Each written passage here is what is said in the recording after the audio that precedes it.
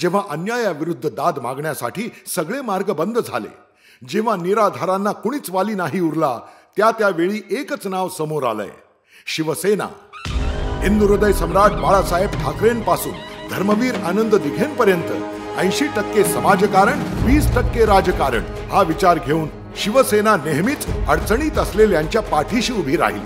ठाण्याचं आनंद आश्रम असो की गावोगावी असलेल्या शिवसेनेच्या शाखा, ही ठिकाणं म्हणजे सामान्यांसाठी न्याय देणारी केंद्र ठरली. ज्या प्रश्नाला कुठेच उत्तर मिळणार नाही ते प्रश्न शिवसेनेच्या शाखेत सुटतील हा विश्वास सगळ्यांना वाटतो. शिवसैनिकांनी सामान्य जनतेला त्यांचा न्याय आणि हक्क मिळवून दिला. शिवसेना या नावाचा दरारा महाराष्ट्रात तयार झाला. महाराष्ट्रात संस्कृती वाढते, पण विकृती मुळापासून उपटली जायला हवी. हुंडाबळीची वाढती प्रकरणं आपल्या मराठी संस्कारांना बट्टा लावत आहे.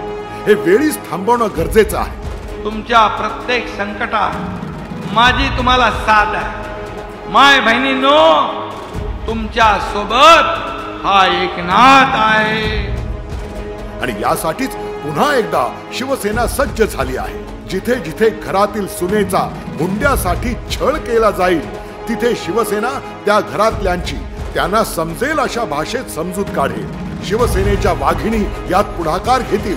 शिवसेना महिला आघाडी आता सज्ज झाली आहे. महाराष्ट्रातील मुलींच्या, सुनांच्या रक्षणासाठी, हुंडामुक्त महाराष्ट्रासाठी लाडक्या सुनेचं रक्षण हेच आहे शिवसेनेचं वचन.